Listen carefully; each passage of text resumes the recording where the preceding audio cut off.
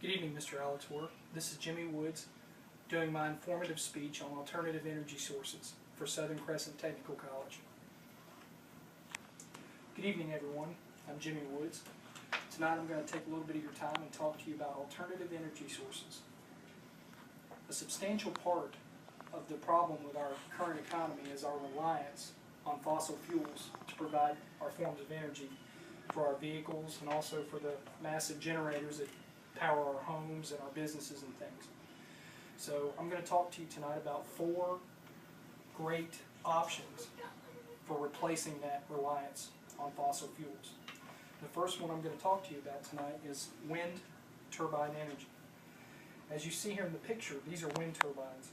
These turbines stand anywhere from 30 to 50 feet tall with a massive fan on top.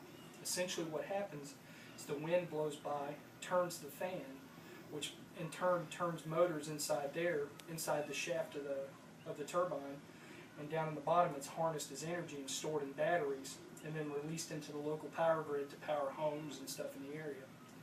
The problem with wind turbine energy, though, is that it's not very efficient in places where there's not a lot of wind. So in those areas you'd obviously have to use a different source of energy. The second one I'm going to talk to you about is solar energy, which everyone's pretty familiar with. Solar energy is utilized by placing solar panels out typically in a large array, as they call them, in a large formation in direct sunlight. The sun is captured by the solar panels and the heat is converted into energy inside the panels, and then that energy is captured in batteries and generators and released into the local power grid as usable energy by homes and businesses and stuff. Once again, it's great for some areas where there's a lot of sunlight, and bad for other areas, like, say for instance, the Northwest. Up there in Seattle and stuff where it rains quite a bit and there's a lot of overcast, they don't get nearly enough sun to utilize this particular type effectively.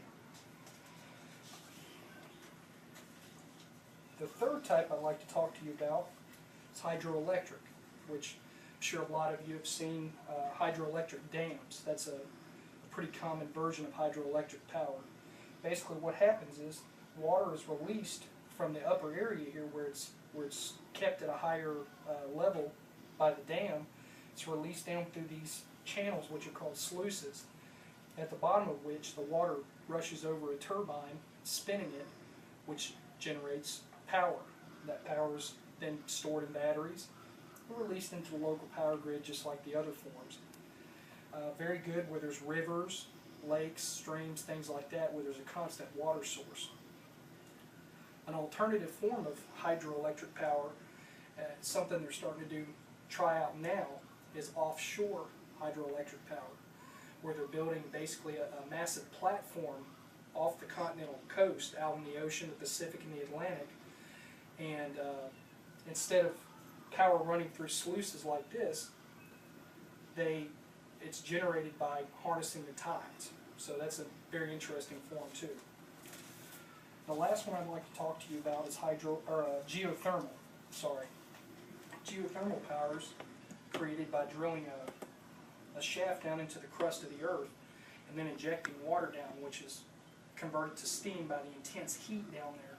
The heat then turns turbines, creating power.